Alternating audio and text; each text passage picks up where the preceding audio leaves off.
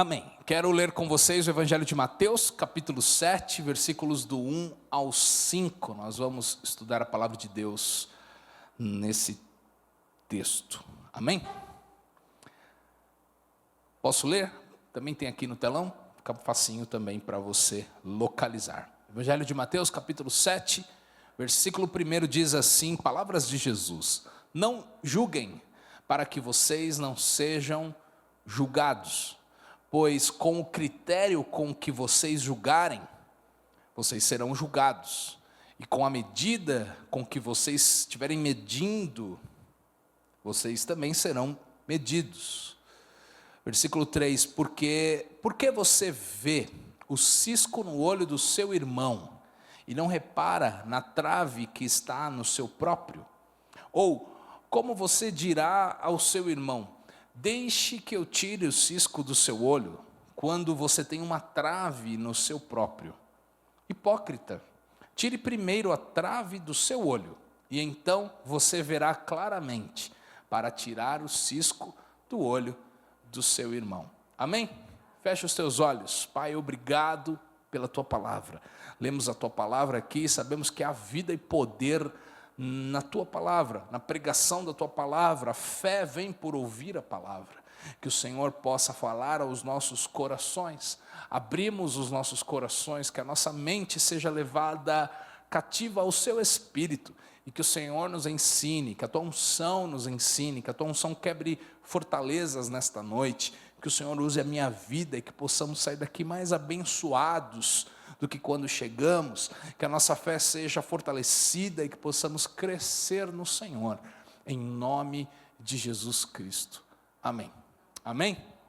Amém. Essa mensagem continua, é a quarta parte desta série que eu venho pregando, as primeiras coisas primeiro. Tem coisas na Bíblia que Jesus ensina que vem antes de outras coisas, que vem em primeiro lugar. Então faça aquilo primeiro para depois fazer outras coisas. E hoje é a quarta semana e eu quero falar um pouquinho sobre este título: cuide da sua vida. Fale de forma carinhosa para quem está do seu lado, e sim, cuide da sua vida, meu irmão. Eita Deus, fala Deus, né? Não, eu não quero parecer grosseiro essa noite, não é a minha intenção, tá? Mas a Bíblia fala muito sobre a responsabilidade que Deus nos deu. Deus me deu uma responsabilidade e Deus te deu uma responsabilidade, que é a de cuidarmos da nossa vida. A responsabilidade sobre a nossa vida, as nossas decisões, aquilo que praticamos e fazemos, as ações que temos. Há uma responsabilidade que Deus nos deu sobre isso. Amém? Está aqui? Amém. Qual que é o contexto aqui dessa passagem? Na verdade, Jesus está aqui pregando no Sermão do Monte. Eu já preguei sobre este texto, mas eu dei um outro enfoque diferente do que vou falar hoje à noite aqui. Mas Jesus estava ali ensinando a palavra e falando com os religiosos, principalmente ali com os fariseus e os escribas, né? Os religiosos mais dedicados daquela época. E aos seus próprios olhos, aqueles homens se achavam corretos, eles se achavam zelosos dos mandamentos. Para eles se achavam até melhores do que as demais pessoas da sociedade, porque eles pensavam assim: nós temos uma religião, nós praticamos os mandamentos de Moisés, nós reconhecemos as coisas que Deus entregou para a nossa nação de Israel e nós praticamos isso. Eles conheciam e eles praticavam os mandamentos, então eles se achavam dignos, eles se achavam superiores do que os outros, eles se achavam melhores, porque afinal de contas eu sou religioso, eu honro o ensino da palavra de Deus.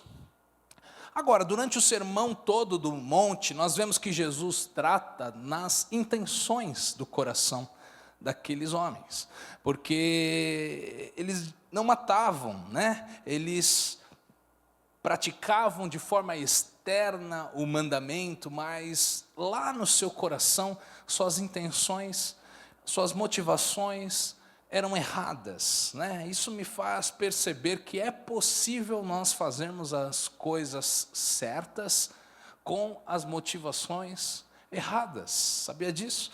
É possível fazermos algo bom, mas de um jeito errado, né?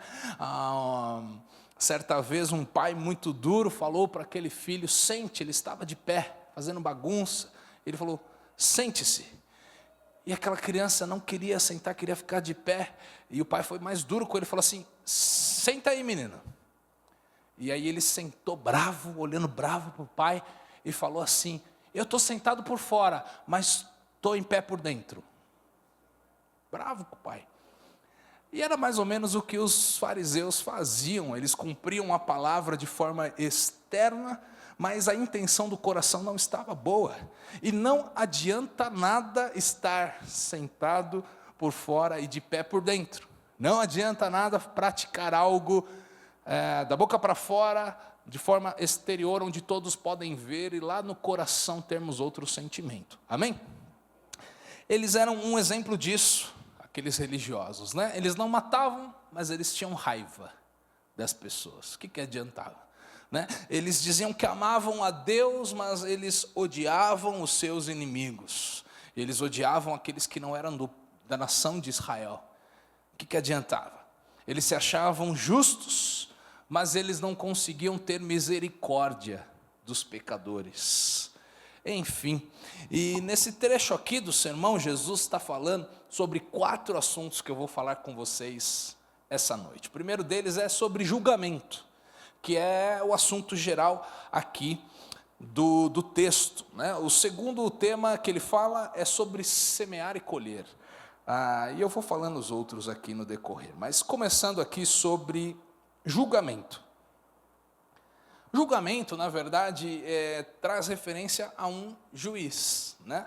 Julgamento é a ação, mas quem pratica o julgamento é um juiz. É impossível falar de julgamento e não falarmos de um juiz, né? Pois a função de julgar alguma situação, de julgar alguma pessoa, alguma atitude, é o comportamento de um juiz.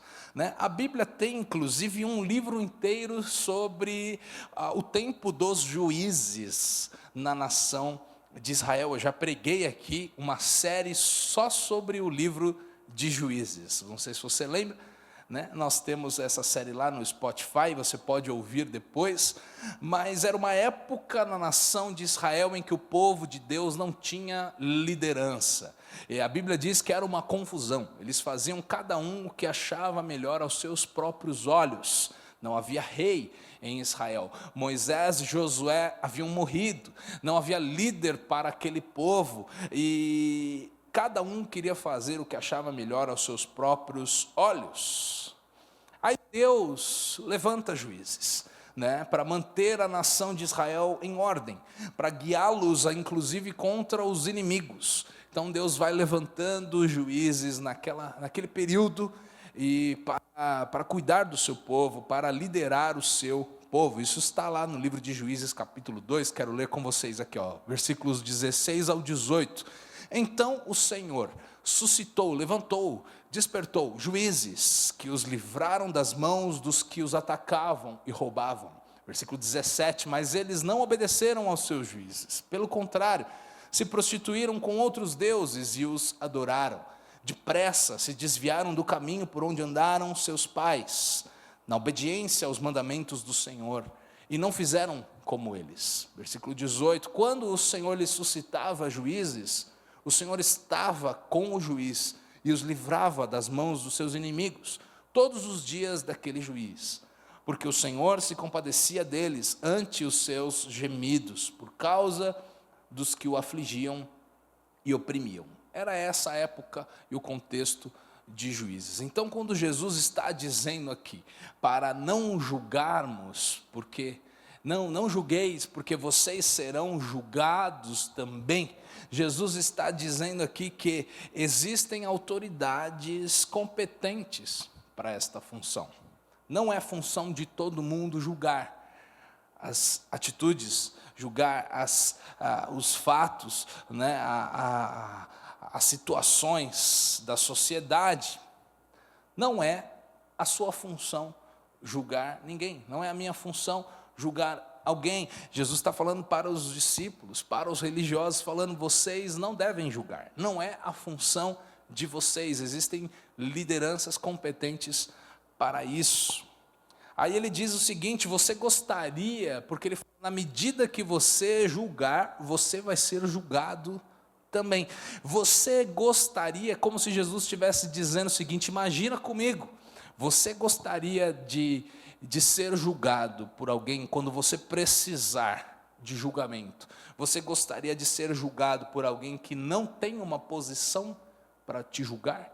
Você gostaria de ser julgado por alguém incompetente naquela função?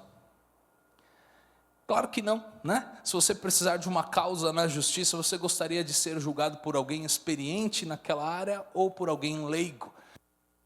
Aí Jesus está dizendo, então, não julgue, não julgue. Aqui nós vemos que aquele que não tem autoridade para julgar, ele na verdade não tem sabedoria para julgar, né? Ele não tem todas as informações para dar uma sentença, então não é a função dessa pessoa julgar. Existe alguém específico para isso. Por isso nós não vamos conseguir ser justos, não vamos conseguir ser corretos totalmente, se não somos as pessoas estabelecidas para aquela função. Amém? E aí ele está dizendo, se você não é o juiz, não julgue. É isso que Jesus está dizendo para aqueles homens, né? E aí nós perguntamos, ok, pastor, naquela época, antes de Jesus, lá no Velho Testamento, existiu a época dos juízes, depois daquilo foi a época dos reis, os reis eram lideranças, né? Depois nós vemos a época dos profetas que eram a voz de Deus para uma nação. Ok, mas e hoje? Hoje, quem é o juiz hoje? Quem é o juiz? E na verdade hoje nós temos na nossa sociedade, falando de sociedade, nós temos governos, né? Nós temos autoridades, temos tribunais, temos toda uma legislação para as leis dos homens, né? Não é disso que eu estou falando. Para leis dos homens nós temos a justiça para julgar, amém? Agora, sobre os assuntos espirituais, sobre a moralidade, né, sobre uma vida com Deus, a Bíblia vai dizer que Deus é o nosso juiz, amém? Ele é quem tem a autoridade para julgar, e o julgamento de Deus é o julgamento que produz salvação ou condenação. Isso está nas mãos de Deus. Salmo 75, versículo 7, o salmista vai dizer: Deus é o juiz. A um ele humilha, a outro ele exalta. Então Deus tem este poder em suas mãos. Ele pode humilhar, ele pode exaltar, ele pode condenar ou ele pode salvar. O poder está em suas mãos. Ele é o juiz, e a Bíblia vai dizer em outros textos, ele é o justo juiz. Ele julga com equidade, ele julga com justiça. Deus é poderoso e é justo. Amém? Amém? Agora, no dia a dia das nossas vidas, nós também temos uma partezinha deste poder de Deus. Deus entrega um pouco aos seus filhos da sua sabedoria, e nós podemos julgar as coisas do nosso dia a dia. A Bíblia ensina isso, né? Por termos o Espírito Santo, todo aquele que um dia entregou o seu coração a Jesus, a Bíblia chama essa pessoa de salvo. Se você entregou teu coração a Jesus, você é salvo, eu sou salvo. A Bíblia nos chama de santos, santificados, justificados pela salvação que Deus dá, que recebemos pela fé em Jesus Cristo, né? Então, a partir desse momento que entregamos nossa vida a Deus, o Espírito Santo passa a morar no nosso coração. E porque nós temos o Espírito Santo dentro de nós, e porque temos a palavra do Senhor, a palavra da verdade nas nossas mãos, nós podemos sim discernir o que é bom e o que não é bom. 1 Tessalonicenses vai dizer isso, o apóstolo Paulo vai dizer, 1 Tessalonicenses 5, 21, examinem todas as coisas, retenham o que é bom. Em algumas versões, talvez na sua Bíblia esteja assim: julguem todas as coisas. É a palavra aqui. Examinem, julguem, provem todas as coisas e retenham o que é bom. Ou seja, o nosso julgamento aqui é apenas um julgamento para que não sejamos enganados. É um julgamento para que, com o objetivo de vivermos na luz, vivermos dentro do que a Bíblia ensina. Amém? Nós não temos o tipo de julgamento que condena ou que salva. Esse julgamento está nas mãos de Deus. O julgamento que cabe a nós é o julgamento para trazer luz e discernimento e clareza diante de alguma situação. Apenas se recebermos uma palavra de Deus que pronuncie algo, a respeito, aí nós podemos retransmitir uma palavra de condenação ou salvação, se Deus falar algo muito específico. Mas fora isso, no dia a dia das nossas vidas, nós, apenas pelas percepções humanas, e isso servirá apenas para a nossa vida. O julgamento deve servir para as nossas vidas, para as nossas decisões, para decidirmos sobre algo na vida, alguma decisão a tomar. Amém?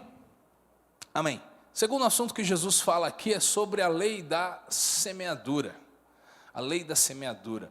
Porque Deus é claro quando diz na Bíblia, lá em Gênesis 8, 22, ele diz assim, enquanto a terra durar, enquanto durar a terra, não deixará de haver semeadura e colheita, frio e calor, verão e inverno, dia e noite. Se você é do time do inverno, está sofrendo nessa época do ano, muito calor, não aguento de calor, calma, o inverno vai chegar. A Bíblia diz, enquanto a terra durar, vai haver verão e inverno, vai haver dia, mas vai haver noite também, vai haver calor, mas vai haver frio também. Enquanto a terra durar, vai haver semeadura e colheita.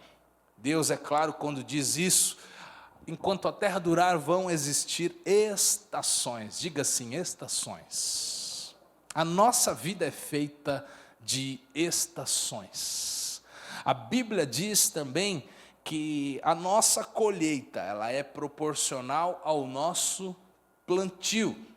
A Bíblia vai dizer, aquele que semeia pouco, colhe pouco. Aquele que semeia com fartura, colhe com fartura. 2 Coríntios 9, 6 vai dizer isso. E isso afirma, Paulo falando, aquele que semeia pouco, também colherá pouco. E o que semeia com fartura, colherá com fartura. Foi o que eu acabei de dizer aqui. 2 Coríntios 9, 6. Isso vale para qualquer área das nossas vidas. Qualquer área das nossas vidas. Se você plantar alegria, você vai colher alegria. Chega num lugar para trabalhar, sorridente, puxando conversa, fazendo brincadeira com todo mundo, você vai colher alegria, você vai colher sorrisos também, você vai colher um ambiente mais leve. Agora chega xingando todo mundo com o pé no peito, cobrando, sendo mal educado, pisando no pé dos outros, você vai colher fúria. Você vai colher também brigas e confusões. Isso vale para tudo na Bíblia, na vida, não só na Bíblia. Você plantou sementes de laranja, não vai colher abacaxi, vai colher laranja. Cada coisa é conforme a sua espécie, isso é uma lei de Deus. E quem colhe, geralmente colhe muito mais do que plantou. Você planta uma semente, você colhe um pé com várias frutas e várias sementes dentro de cada fruta, não é assim? Então, nós sempre colhemos muito mais do que plantamos. E aquele que planta muito, colhe ainda muito mais. É o que a Bíblia vai dizer. E aqui Jesus está dizendo, se da mesma medida que você julgar, você vai ser julgado também. Então aqui Jesus está lembrando desta lei da semeadura, que é uma lei de Deus para sempre. É uma lei atemporal, enquanto a terra durar, enquanto a vida nessa terra durar, isso vai existir. Aquele que semeia acusações, aquele que semeia críticas, aquele que semeia julgamentos, irá colher o mesmo na sua própria vida. Amém? Está comigo?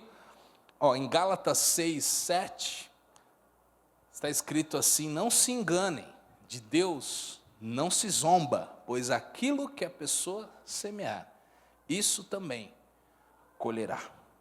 Isso também colherá. E eu fico pensando o que temos semeado e plantado nas nossas vidas, né? Só um parênteses aqui. Talvez pessoas não gostam da vida que estão tendo hoje, não gostam da colheita que estão vivendo, mas se esquecem de que essa colheita e esse tempo de vida e esses frutos que estão vivendo são na verdade o resultado de coisas que foram plantadas lá atrás. Assim como há poder na oração, e talvez muitos de nós aqui sejamos frutos da oração de uma mãe, de uma tia, de uma avó, de um pai, né? O fruto da oração de alguém da igreja, de algum amigo seu do trabalho que orou por você, para que você fosse alcançado pelo amor de Deus. Há uma semeadura e há uma colheita. Nós somos colheita de alguma semeadura que foi feita, né? Nossa vida hoje é a colheita de alguma coisa que foi plantado lá atrás, e nós podemos sempre projetar para frente isso e pensar que tipo de vida queremos ter. Então podemos plantar hoje, podemos semear, devemos semear hoje o que queremos colher amanhã. Amém? Amém. E aí, Deus está falando sobre isso aqui, Jesus está falando com os religiosos sobre isso, sobre pessoas que semeiam acusações, pessoas que semeiam críticas, pessoas que semeiam julgamentos, pessoas que desejam ocupar um lugar de condenação ou salvação, que não é o lugar que Deus as colocou, né? E querendo dar uma sentença sobre a vida de outras pessoas. Eu prefiro ser incomodado pelo Espírito Santo, né? E corrigido pela palavra de Deus, do que ser massacrado pelo ódio das pessoas, né? Jesus está dizendo o seguinte: se você julgar, você um dia vai ser julgado também. Se você tratar o outro com dureza, você vai ser um dia tratado com dureza também. Eu prefiro que Deus me corrija, eu prefiro que a palavra de Deus me ensine, eu prefiro que homens e mulheres, pessoas de Deus, me apontem o caminho, do que alguém que vem com ódio, que vem com vingança, que vem com dureza e maldade. Amém? Então que não sejamos as pessoas que plantam esse tipo de atitude. Amém? Aqui está o motivo, na verdade, porque a vida de algumas pessoas não vai para frente, porque a vida de algumas pessoas não evolui, não cresce, talvez por anos, estagnados numa mesma fase, num mesmo sentimento, porque muitas vezes são pessoas que semeiam apenas críticas, apenas julgamentos. E na verdade, quando eu escuto Deus falando ao meu coração essa palavra desta noite, cuide da sua vida, não é uma palavra para nos entristecer, ou uma palavra para ser algo grosseiro aos nossos ouvidos. Não, eu vejo que a crítica, o julgamento é talvez o maior ladrão da nossa alegria. Já parou para pensar? Talvez muitas pessoas são roubadas na sua vida espiritual, roubadas na sua alma, roubadas na sua carreira, roubadas na sua família, porque olham demais para os outros. Olham demais para os outros, falam demais da vida dos outros, porque reparam demais o que fulano faz, ciclano fez, o que o Joãozinho falou, o que a Mariazinha não falou, e às vezes isso rouba o nosso tempo, isso rouba a nossa alegria, porque a gente começa a comparar a nossa vida com a vida do outro, e a gente não olha tudo, a gente não consegue ver tudo, porque nós não somos o justo juiz. O justo juiz é o Senhor. Nós vemos apenas um fragmento da vida das pessoas, e talvez tiramos conclusões que muitas vezes são precipitadas sobre a vida de outra pessoa, e nós achamos que estamos numa posição para apontar e julgar e definir e sentenciar. Mas Jesus está dizendo o seguinte: você vai ser roubado, se você tiver uma atitude assim. Amém? Fala para quem está do seu lado, não seja roubado. Eu não quero ser roubado. Amém? Amém. Muitas pessoas estão semeando críticas, semeando julgamentos. A vida de alguém está melhor que a sua?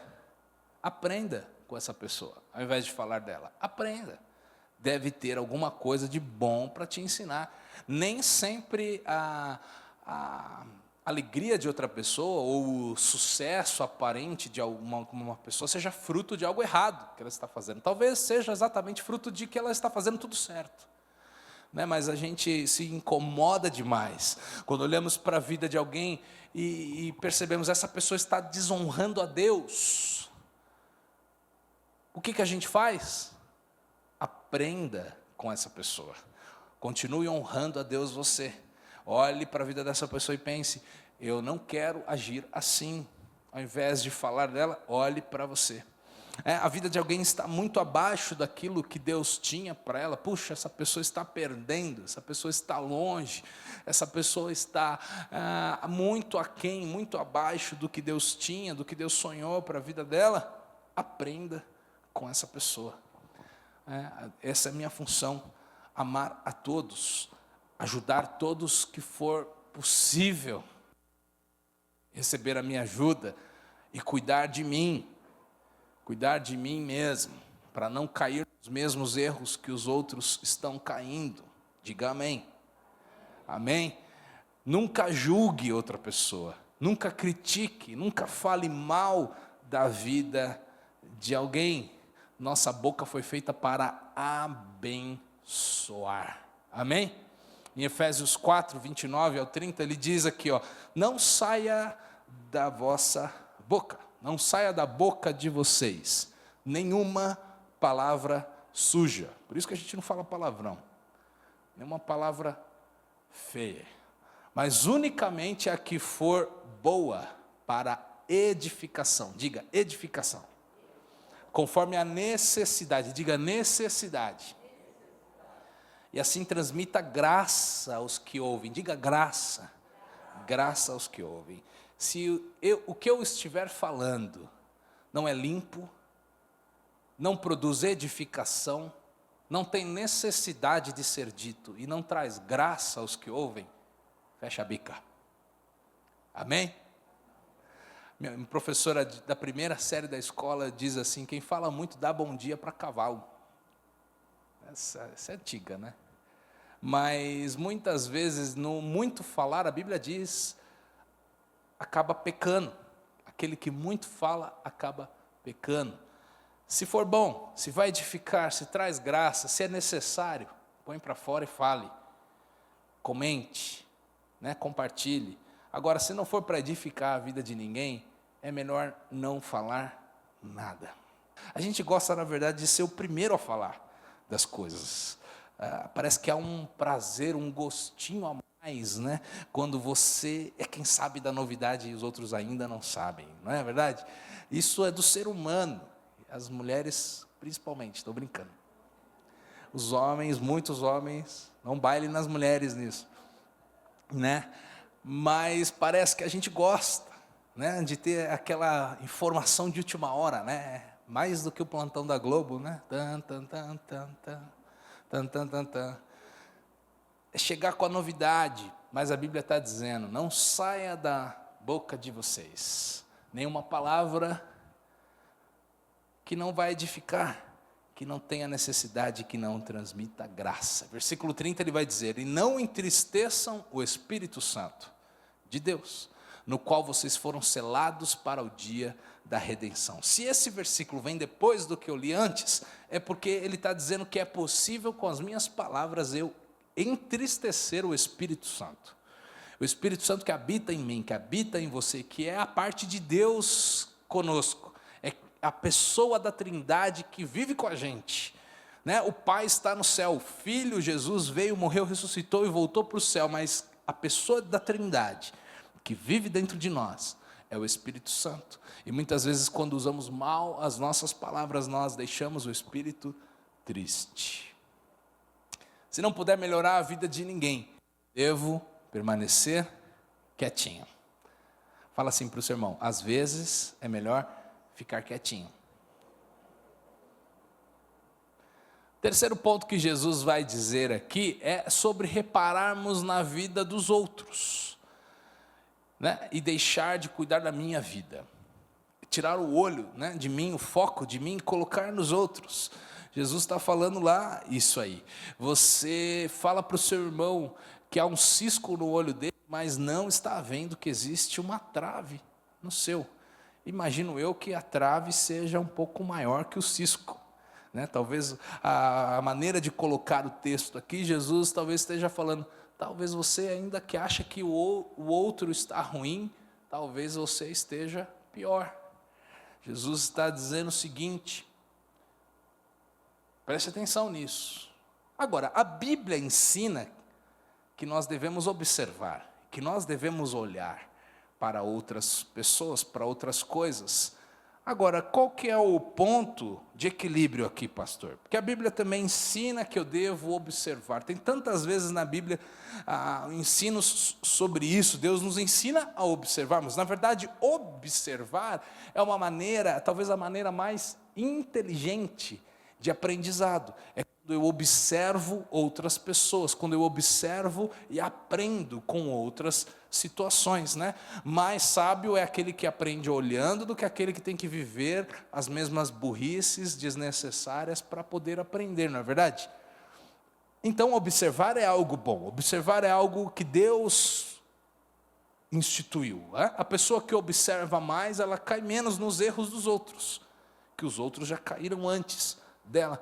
Então, alguns exemplos que a Bíblia traz, por exemplo, Mateus 6, 26, Jesus diz o quê? Observem, diga, observem, as aves do céu, que não semeiam, não colhem, nem juntam em celeiros, no entanto, o Pai de vocês que está no céu a sustenta. Será que vocês não valem muito mais do que as aves? Então, a Bíblia diz em alguns momentos, observe, observe. Né? Em João 4, 35 ao 37, ele está dizendo lá isso, vocês não dizem que ainda faltam 4 meses até a colheita? Eu, porém, lhes digo, levantem os olhos e vejam, diga aí, vejam os campos, pois estão maduros para a colheita. Quem colhe, recebe desde já recompensa e ajunta o seu fruto para a vida eterna, para que se alegrem ao mesmo tempo o que semeia e o que colhe. Versículo 37, pois no caso é verdadeiro o ditado que diz, um é o que semeia e o outro é o que colhe. Olhem os campos, vejam os campos. Outra coisa, outro exemplo de que Jesus diz, né, isso tudo são palavras de Jesus, e em Mateus 24, ele vai falar alguns sinais dos finais, do fim dos tempos. Está chegando, né? Cada dia que passa é um dia mais perto da volta de Jesus. Você crê nisso? Amém? Então ele vai dizer, por exemplo, Mateus 24, versículos 6 e 7. Olha lá, ó, e vocês ouvirão falar de guerras, rumores de guerras. Fiquem atentos, diga aí, atentos. E não se assustem, porque é necessário que isso aconteça, mas ainda não é o fim. Versículo 7, porque nação se levantará contra nação, e reino contra reino, haverá fomes, terremotos em vários lugares. Isso tem acontecido? Sim ou não? Então, nós não somos alienados. A Bíblia diz, observe. A Bíblia diz, fique atento.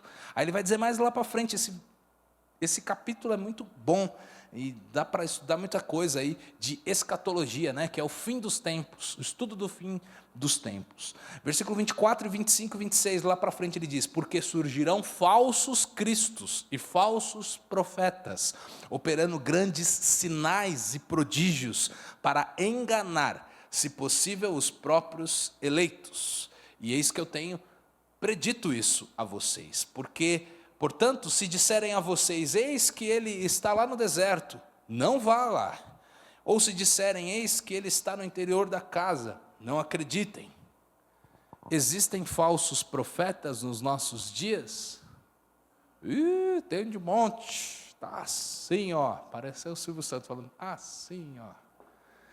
Porque tem muita gente ensinando coisa errada nos dias de hoje.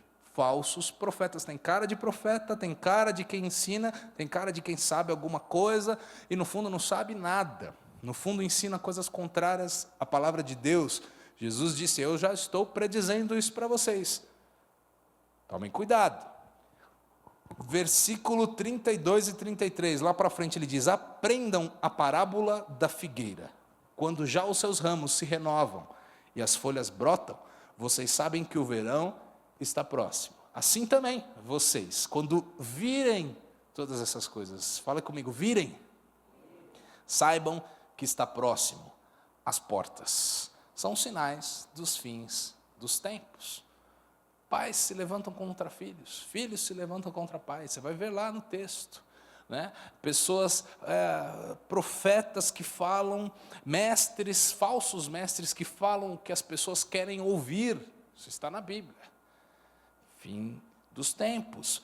Olhem, observem. Então, é bíblico eu olhar e observar. É bíblico eu prestar atenção na vida dos outros. Até a página 2. Amém? Agora, quando eu apenas observo os outros e esqueço de cuidar da minha vida, isso está errado. Aí eu vou sofrer. Aí eu vou patinar na vida. Porque todas as vezes que Jesus coloca aqui, é a Bíblia nos orienta a olharmos e observarmos o que está acontecendo, o campo, as aves, os profetas, sempre depois de observar, ele diz para fazermos algo. Em seguida, algo que vai impactar a nossa vida. Ele está falando, se falarem para vocês que o Cristo está lá, não vá. O não ir é algo que eu tenho que fazer, por isso que eu tenho que observar. Não acredite se for um falso profeta, porque eles querem enganar até os escolhidos, aqueles que já são salvos. Então eu não devo ouvir, eu devo filtrar pela palavra de Deus. Sempre que eu tenho, a Bíblia manda eu observar alguma coisa, é para que eu faça algo na minha vida. Diga, minha vida, sua vida. Agora, se eu só observo e não faço nada para mim, e só falo dos outros, isso não é observar aos olhos de Deus, isso é fofoca, isso aí é confusão, isso aí atrapalha a vida de todo mundo, amém? Se eu apenas observar os erros dos outros, e não analisar os meus erros, e não analisar a minha vida e como eu posso corrigir a minha vida, eu vou ficar preso numa vida de fracasso espiritual.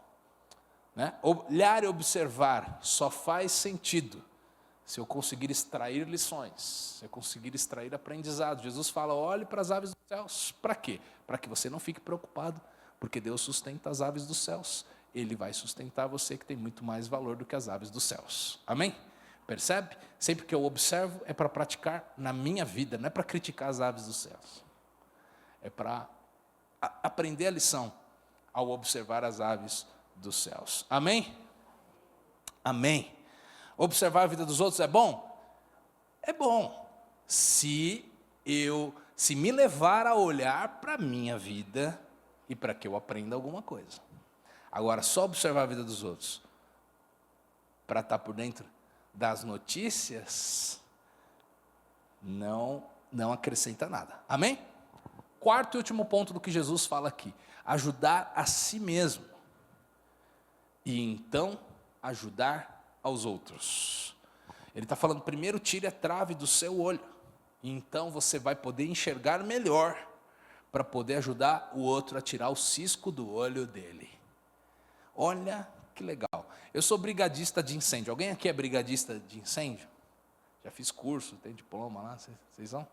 Não? Mas olha, há uma máxima, há uma verdade para todo brigadista de incêndio, ou para os bombeiros mesmo, né? São mais profissionais. Qual é essa máxima? Primeira regra: primeiro garantir a minha segurança, para depois ajudar os outros. Por quê? Porque um ser humano normal, emocionado, né, sem treinamento, vai ver um negócio pegando fogo, desabando, já vai sair movido da compaixão e quer ajudar todo mundo, e daqui a pouco ele se torna mais uma vítima do cenário caótico, do acidente que está acontecendo. Então, para eu não me tornar mais uma vítima, isso a gente aprende no treinamento, é o seguinte: primeiro para, respira, olha o todo, perde ali uns minutinhos, olha o que está acontecendo, quem são as vítimas, quais são os fatores, né, da causa do incêndio, do acidente, há risco de desmoronamento, há risco se eu entrar ali naquele espaço para socorrer alguém. Então, primeiro eu coloco a minha vida em segurança. Depois, olhando friamente, vendo a maneira adequada, entro naquele cenário e ajudo os outros. É mais ou menos isso que Jesus nos ensina para a nossa vida cristã. Cuidarmos primeiro de nós. Diga primeiro. Primeiro cuidamos de nós. Corrigimos o que precisamos, recebemos de Deus direção para mudança, e então nós podemos ajudar aos demais. A Bíblia não diz, não ajude ninguém. Se importe só com a sua vida e seja egoísta. Não é isso que a Bíblia ensina. Mas a Bíblia diz, cuide primeiro de você, primeiro da sua casa, primeiro do teu coração, primeiro da tua alma. E aí depois você ajuda os demais. Amém? Deus quer nos levar primeiro aos nossos erros, para que a gente cresça, né? Constatarmos algo de errado nas nossas vidas deve ser, na verdade, algo que provoque em nós um desejo de mudança. Por isso que Deus muitas vezes nos aponta alguma coisa para mudarmos em nossas vidas. Não é para nos envergonhar, né? Quando eu era criança, e a gente às vezes recebia na igreja a visita de um profeta, um homem de Deus, né? Alguém que falava da vida das pessoas. Eu ficava com um medo lascado, porque eu pensava, vai falar da minha vida, vai falar tudo de errado que eu estou fazendo, vai falar todas as vezes que eu desobedeci em casa, vou passar vergonha. Quando ia lá o profeta na igreja, eu sentava lá na última cadeira. E você acredita que teve uma vez que ele me pegou? Lá na última. Isso lá na Bíblica da Paz, um auditório para 3.000 pessoas. Falei, vou ficar lá longe. Só que eu cantava no coral da igreja. E aí mal sabia eu que Deus ia falar algo com ele enquanto eu estava cantando na hora do louvor. Que não era a hora dele, era a hora do louvor. Aí depois, na hora que ele começou a falar, pregou a palavra e tudo, mas ele realmente era um homem de Deus, tinha esse dom de Deus, né? De palavras de conhecimento, de profeta, encorajamento e tudo. Mas todo mundo ficava com medo, um frio na espinha. E aí daqui a pouco ele virou lá no meio americano, né, com o tradutor. Ele tinha uma voz assim, só aquela voz você já tremia. Pastor Tim Bagwell, você procura na internet. Um homem de Deus, Tim Bagwell. E aí eu lembro que ele falou. Aí o cara falou assim, quero falar com aquele menino do coral. Falei, ih, caramba. Eu lá no fundo. E aí alguém levantou a mão, ele. Eu, não é você não. Não é você não. Aí outro levantava a mão, ele, não é você não. E eu estava lá envergonhado no meu lugar, falando, sou eu.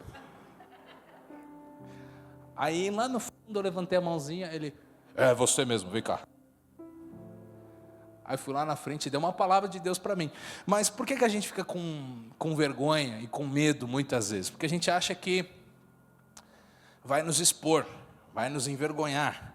Só que todas as vezes que Deus nos dá uma palavra, é para nos encorajar, é para nos despertar, é para que nós cresçamos, amém? Então, quando Deus nos aponta algo em nossas vidas para melhorarmos, para mudarmos, é porque Ele está vendo o nosso aperfeiçoamento, é porque Ele tem um plano para algo melhor nas nossas vidas, amém? E para vivermos o melhor de Deus, nós precisamos cumprir a sua vontade, nós precisamos receber essa transformação que precisamos em nossas vidas, né? É muito errado eu pensar que eu vou viver coisas diferentes, fazendo as mesmas coisas, não é? Se eu quero resultados diferentes, preciso mudar as minhas atitudes. Muitas vezes Deus quer nos entregar algo diferente, algo novo, algo melhor, e nós ficamos presos nas mesmas atitudes, nos mesmos erros. Então, depois que nós percebemos o que está errado na nossa vida e corrigimos, aí nós podemos ajudar as outras pessoas. E essa é a vontade de Deus, que a gente ajude as outras pessoas. Amém? Em Provérbios 3:27 diz assim, não deixe de fazer o bem aos que dele precisam, estando em sua mão o poder de fazê-lo. Você pode ajudar? Deve ajudar. Você pode ajudar. A palavra de Deus está dizendo, não negue o bem, se você tem condições de fazer. Aquele que sabe fazer o bem e não faz, a Bíblia vai dizer num outro versículo, comete pecado. Mas nós precisamos fazer isso sem deixar de cuidarmos de nós em primeiro lugar. Quero terminar com esse texto, 1 Timóteo 4. Paulo escreve para Timóteo. Timóteo é um pastor de igreja, ele é jovem, e ele diz lá no versículo 12, ninguém o despreze por você ser jovem. Pelo contrário, seja um exemplo. Diga exemplo. Exemplo para os fiéis, seja na palavra, na conduta, no amor, na fé e na pureza. E aí no versículo 16, ele vai dizer um pouquinho ali para frente, cuide de você mesmo e da doutrina. Continue nestes deveres, porque fazendo assim, você salvará tanto a si mesmo, como aos que o ouvem. Amém? Então que nessa noite nós possamos alinhar os nossos olhos para a nossa vida.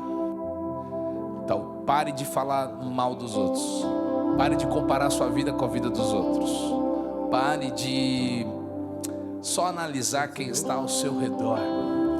Olhe, sim, para a sociedade, para os outros, mas sempre pensando na sua vida. O que eu posso corrigir?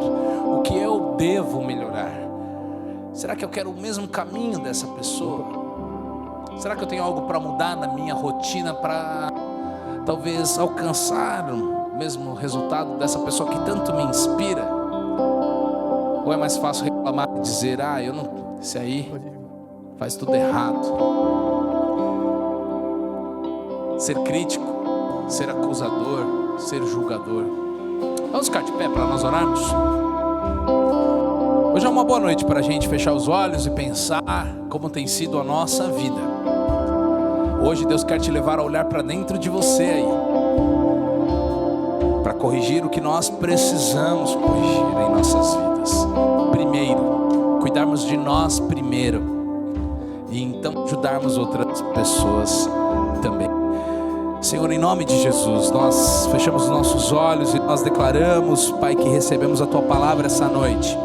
Que o Senhor nos ajude a olharmos para nós mesmos, que o Senhor nos ajude a corrigirmos o que precisamos corrigir nas nossas vidas, que o Senhor nos ajude a sermos menos críticos, menos julgadores, menos acusadores de tudo e de todos ao nosso redor, menos reclamadores, menos murmuradores da vida, das situações, que possamos, Deus, te entregar os nossos dias e que possamos ter uma atitude correta, olharmos para dentro das nossas vidas, olharmos para aquilo que precisamos corrigir e melhorar em nós, cuidarmos da nossa vida, porque essa responsabilidade o Senhor não deu para outra pessoa, o Senhor deu para cada um de nós a responsabilidade de cuidarmos das nossas atitudes, das nossas decisões, da maneira como temos conduzido a nossa vida, a maneira como temos cuidado da nossa família, a maneira como temos cuidado do nosso casamento, a maneira como temos trabalhado, se temos sido honestos ou não,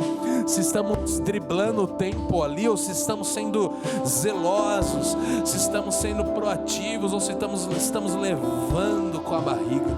Pai querido, nos ajude a sermos melhores, a corrigirmos o que temos que corrigir, Pai querido, para depois ajudarmos outras pessoas, mas sim, nos ajude a melhorarmos, para que sim, possamos ajudar outras pessoas. Usa-nos nisso, eis-nos aqui para sermos instrumento de bênção na vida de outras pessoas, Pai. Mas há um passo antes, que é a nossa vida, é cuidarmos da nossa saúde para ajudarmos os outros, é cuidarmos daquilo que o Senhor nos pede tantas vezes e a gente finge que não ouve, que a gente não quer entregar, mas o Senhor está pedindo e precisamos entregar, e precisamos nos desfazer para que o Senhor possa nos levar para um novo nível, em nome de Jesus. Todo espírito de comparação, todo espírito de crítica, todo espírito de murmuração, de fofoca, que tem paralisado a vida dos meus irmãos, que tem roubado a alegria deles, que tem roubado o que o Senhor quer fazer na vida de cada um, está lançado por terra, está debaixo dos nossos pés nesta hora, em nome de Jesus. Foi destronado e está destruído, em nome do Senhor Jesus Cristo. Que possamos viver tudo que o Senhor tem para cada um de nós, que possamos colher abundantemente por semearmos coisas boas, e que possamos estender a mão e ajudar aos que estão ao nosso redor, e que possamos, Deus, ser como Timóteo foi encorajado, sermos um exemplo, um modelo na fé, na conduta, no amor, na pureza. Senhor, que sejamos fiéis a Ti, e que possamos cuidar da nossa vida, e o que o Senhor tem para nós é nosso, ninguém tira de nós. O que o Senhor sonha para fazer na nossa casa, o Senhor vai fazer. O Senhor sabe o nosso endereço, o Senhor sabe onde a gente mora, o Senhor sabe a empresa que a gente trabalha, e quando o Senhor quer exaltar a vida de alguém, o Senhor encontra, e o Senhor faz, e o Senhor toca e transforma. Nós queremos permanecer fiéis a Ti, em nome